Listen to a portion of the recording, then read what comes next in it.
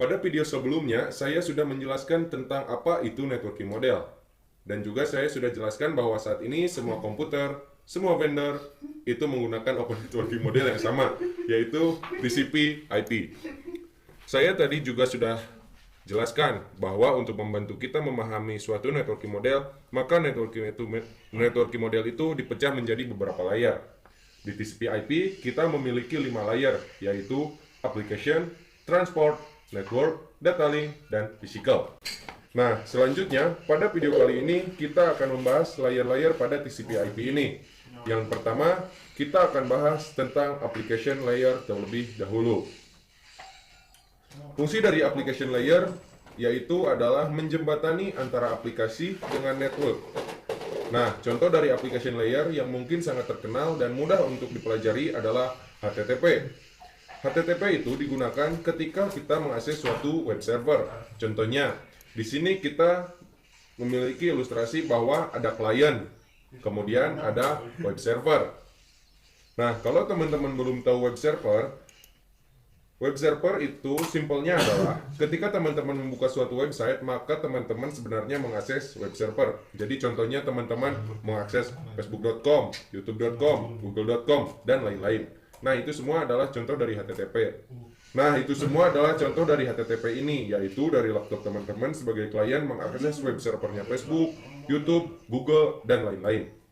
Nah, kembali ke sini. Contohnya, di sini kita melihat bahwa dari klien itu request ke website.com. Anggap aja web server ini adalah server dari website.com. Nah, ketika klien melakukan request, nanti web server itu akan membalas requestnya. Isi balasan requestnya ini terdiri dari HTTP header. Di dalam HTTP header nanti akan ada banyak sekali informasi. Salah satunya nanti akan ada informasi tentang status. Ada banyak sekali status dalam HTTP. Yang paling terkenal adalah misalnya 200 OK. 200 OK itu mendefinisikan bahwa request yang dilakukan oleh klien itu berhasil. Contoh status yang lain itu ada 404 not found.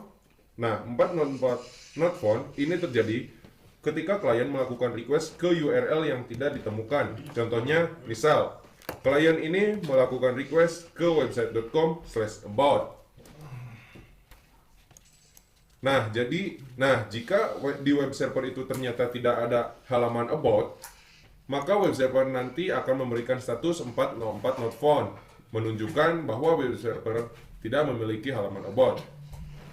Tapi kalau ternyata web server ini memiliki halaman about, maka web server akan memberikan status 200 OK, yang menunjukkan bahwa requestnya itu berhasil.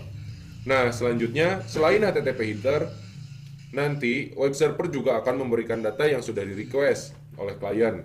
Nah, jadi ini adalah bagaimana contoh HTTP bekerja, di mana HTTP itu adalah salah satu contoh dari application layer. Tidak hanya HTTP, banyak banget sebenarnya contohnya. Ketika teman-teman mengirim email secara tidak sadar, mungkin sama teman belum sadar dan mungkin belum tahu ketika teman-teman mengirim email itu sebenarnya sudah menggunakan application layer. Jadi ketika mengirim email nanti di application layer itu menggunakan namanya SMTP. Jadi SMTP ini adalah salah satu aplikasi yang berfungsi untuk mengirimkan email. Kemudian ketika teman-teman menerima email, misal itu nanti komputer akan menggunakan aplikasi namanya IMAP atau POP3. Jadi untuk menerima email, aplikasinya adalah IMAP atau POP3 dan masih banyak banget yang lain. Jadi setiap teman-teman menggunakan komputer untuk melakukan apapun di jaringan komputer atau komputer network, sebenarnya komputer pasti menggunakan suatu application, tapi mungkin kita tidak sadar karena itu sudah dilakukan oleh komputer secara otomatis. Oke, saya rasa cukup untuk video kali ini. Pada video berikutnya saya akan menunjukkan pada teman-teman bagaimana klien dan web server bekerja di paket tracer secara langsung. Jadi, sampai jumpa di video selanjutnya.